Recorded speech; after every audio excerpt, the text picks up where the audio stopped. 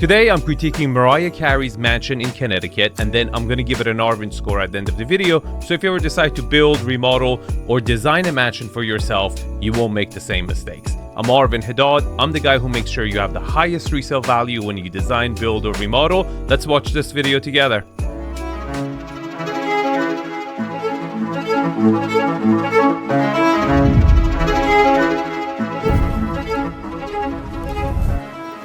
We just broke into Mariah Carey's house. Just kidding. This is our new listing. Welcome to New Canaan, Connecticut. This is an incredible compound. 3 structures, main house, 18,000 square feet, guest house, plus a wellness center. There are features of this home, of the land, the acreage, that I've never seen before.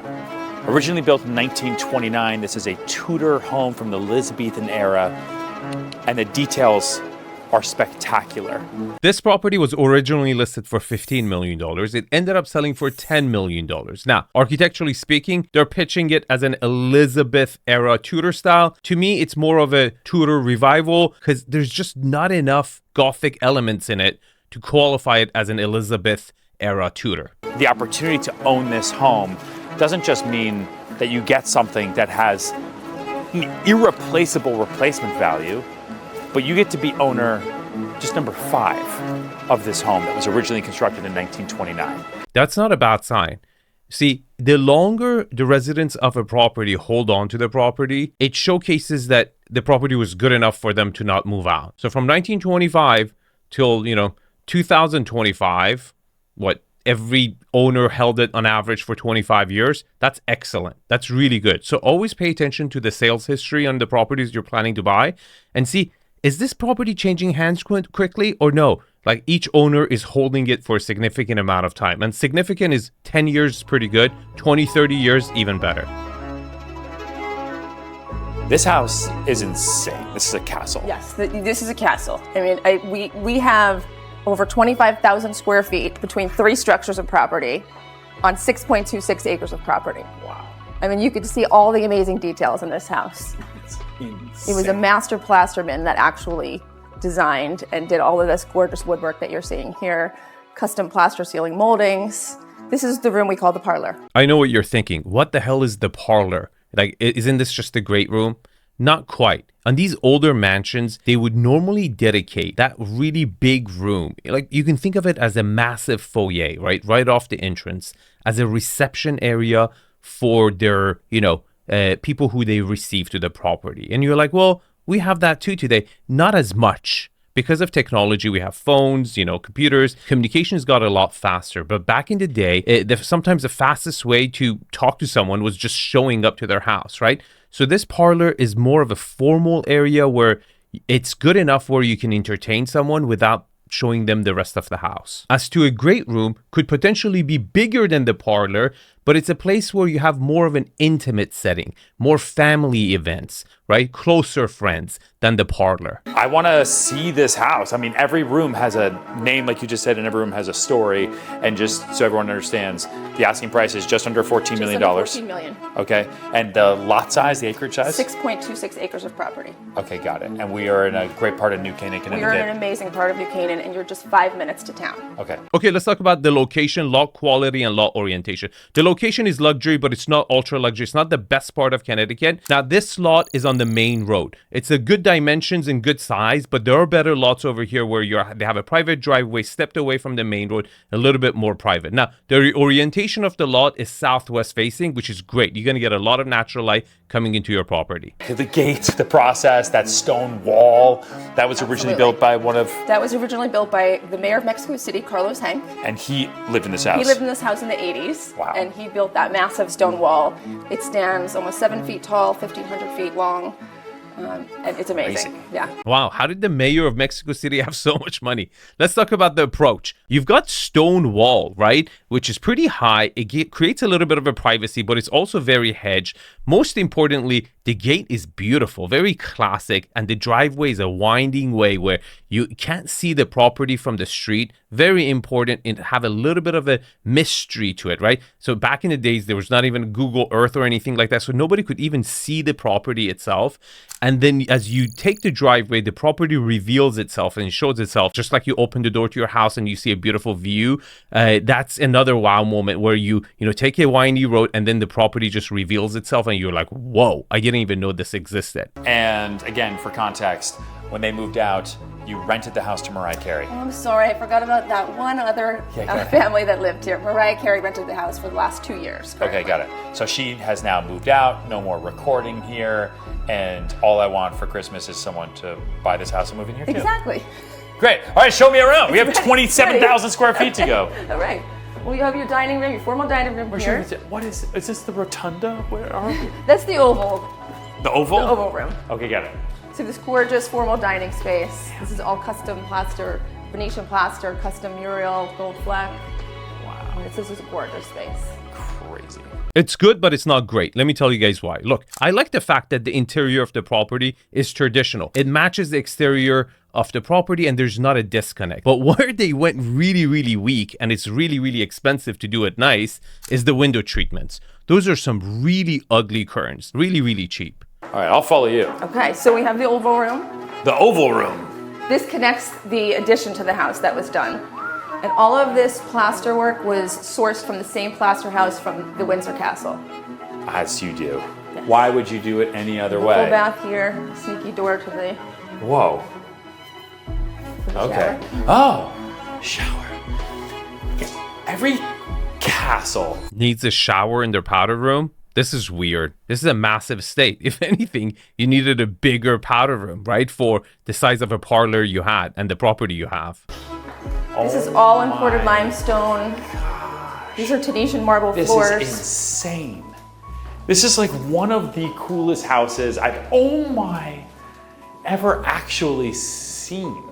Okay, this is the only Gothic element that I just noticed on the interior, which was an addition to the property. So the exterior architectural style, again, doesn't have that Gothic element to be an Elizabeth era Tudor. And now this is done beautifully. I'm not a big fan of hallways, but if you're doing an addition and you're adding square footage, you have to connect the property somehow. And this is done exquisitely. The fact that it opened up to both sides and makes you actually stop, right? And appreciate the hallway and your grounds and have an internal look at the architecture.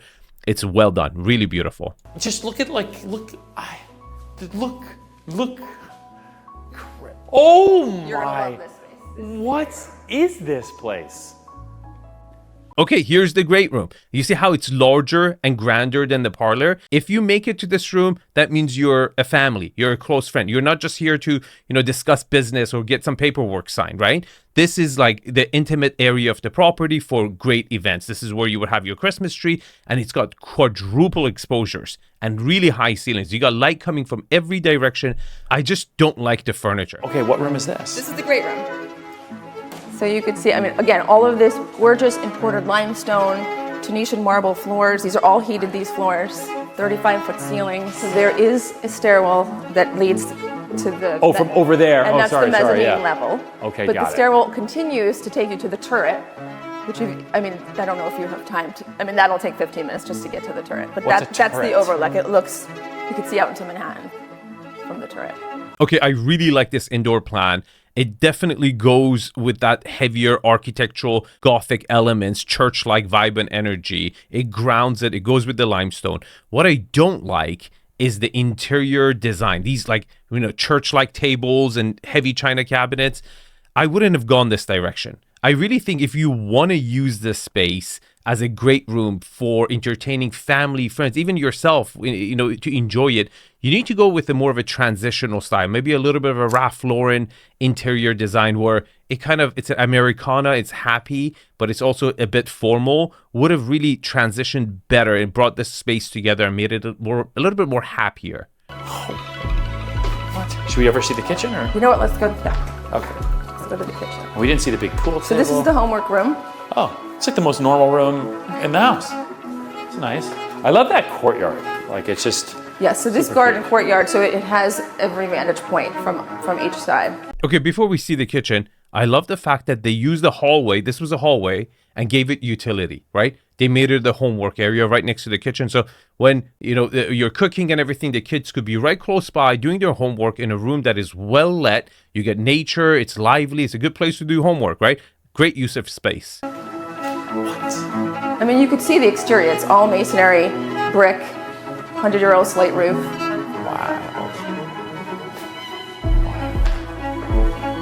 Wild. Like There's so much light that comes into this space. Adverb light right now. Okay, for a very traditional layout where it's room to room to room to room, great kitchen. You have seating arrangement where you would eat in the kitchen like this a lot of times, and it's very lit. I mean, this whole property, surprisingly, it's extremely lit. All the rooms have multiple exposures, and this one even skylights. But one of the main reasons why this property really has a lot of light is these internal courtyards that are not center. I think a lot of times we decide to put internal courtyards right in the center of the property instead of putting internal courtyards where the property needs it. The snooker table. So this is more of the informal space. So this is your family room. Yeah. I don't think this is where the family room was intended to be. Why? Because it's on the other side of the parlor and it's away from the kitchen and the great room where the family would congregate. I think this area was originally intended for maybe a bar, snooker table appropriate, all these elements that are a little bit more, let's say, for guests or entertaining than family gatherings and hangouts. It's nice. It is so cool. Snooker table here. I've never actually seen a snooker table. Like, it's a big pool. It's like a California king bed, but for pool tables. Right? Larger table and then smaller balls. Okay. So this is the conservatory. Where you have like the wedding reception. Correct. Incorrect. Conservatories are typical green rooms, okay? They were originally kind of an addition that they built after the house was built to accommodate lush greenery plants in a really cold climate, right? A sunroom, a green room, where you can get that energy all year round. Now, even on newer constructions, you have these sunrooms or conservatories. They look attached, like it was an afterthought on new construction, but they were actually thought out, but they keep that extension sticking out to kind of give that vibe and pay homage to how they used to build them back in the day. Now, as you can see, you see a lot of natural light coming out from all sides. They furnished it appropriately, but there's no greenery, there's no plants, there's nothing in here to kind of pay homage to how it used to be used. And I think people would appreciate in winter time to use it that way here. Cool little bar setup. So pretty. Just gorgeous. They love to do fundraisers here, the current owners. Yes. So here we have our office, library den. See all this painted inset wood panels. So cool. So cool. Bronze gilded fireplace here. A lot of different types of millwork. Yeah, I think they've bleached and colored some of them. They probably were darker colors. In the parlor, I think they completely bleached and changed the color to bring light and energy to it, kind of modernize it. But a very appropriate and well-planned traditional layout, like castle traditional layout, okay? The fact that the office is on the same size as the snooker room and the conservatory, very well-planned. And again, natural light is blowing my mind away. Like, the amount of natural light this property gets is really ridiculous. But you can also tell which part of the house is new and which parts are old. How? Ceiling heights, okay? You can totally tell the old home and the new home away from each other. I don't know, I feel like this style is also coming back. Like, I can understand someone coming into a home like this and just saying, where's my glass, where's my steel, I need something modern. But I also feel like that's now becoming dated, because people really appreciate the craftsmanship here.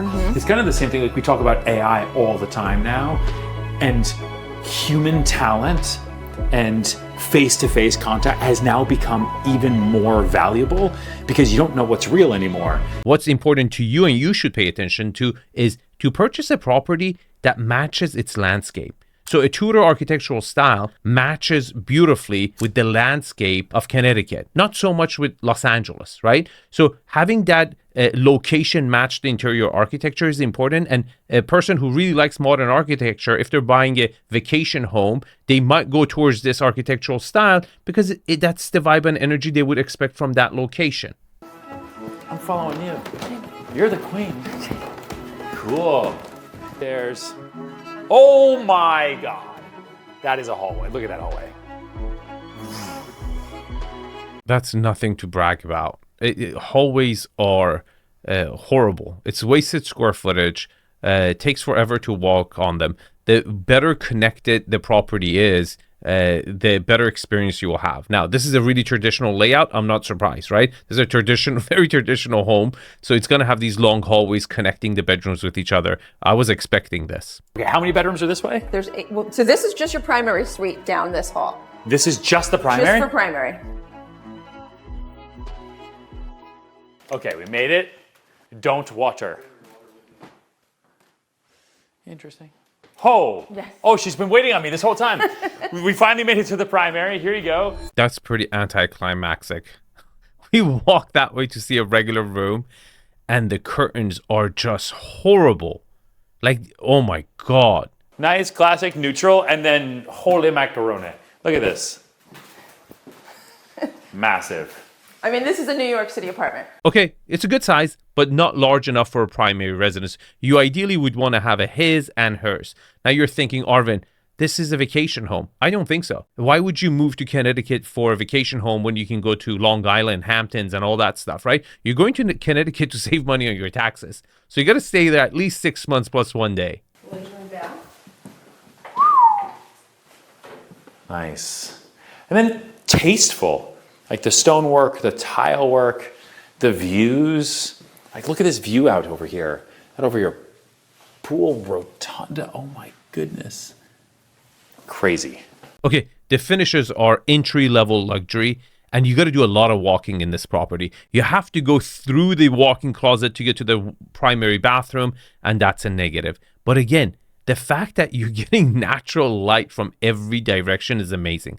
If you would tell me, Arvin, you got to give me like one advice, like the most impactful advice that you can give me, bang for the buck, what would it be? I would say make sure you buy south-facing properties in the North Hemisphere and north-facing properties in the Southern Hemisphere.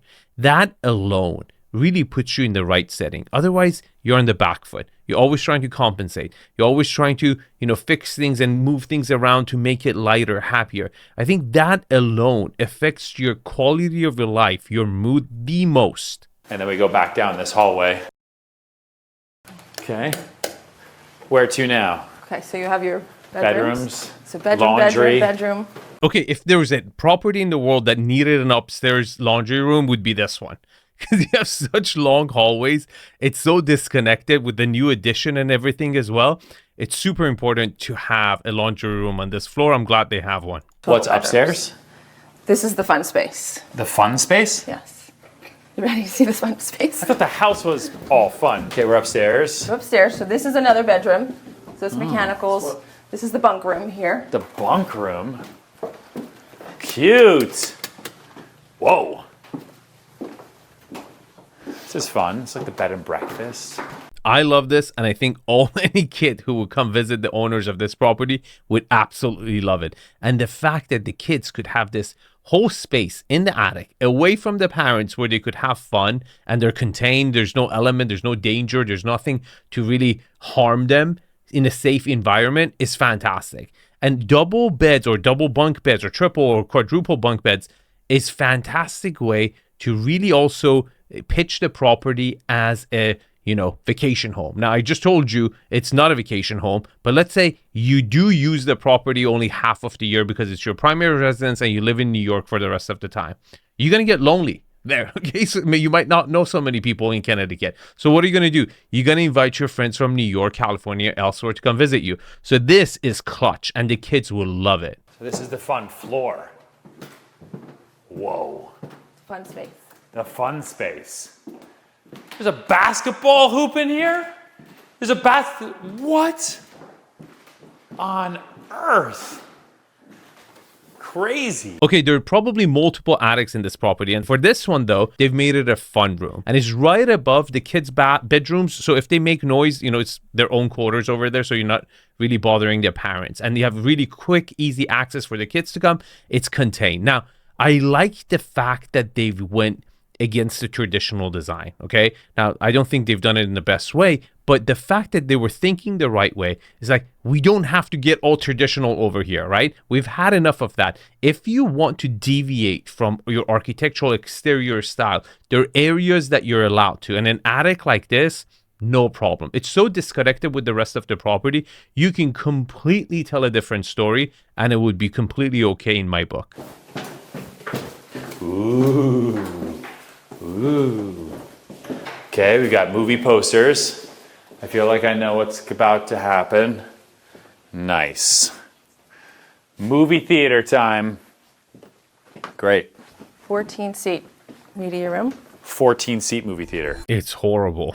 This is perhaps the ugliest movie theater I've ever seen. It's like a school theater mock-up of the Aladdin. It's horrible with like ugly leather chairs that everyone thinks they have to buy if they do a movie theater. Fortunately, this is locked, but this is the wine cellar here. Okay, you can kind of see in there. Imagine if there was just like a little guy in there who's like, help, help. And then we just, like, sorry, it's locked. Horrible place for the wine cellar. First of all, it doesn't look like it has enough space where you could actually do wine tasting. And why would you put it right next to the garage?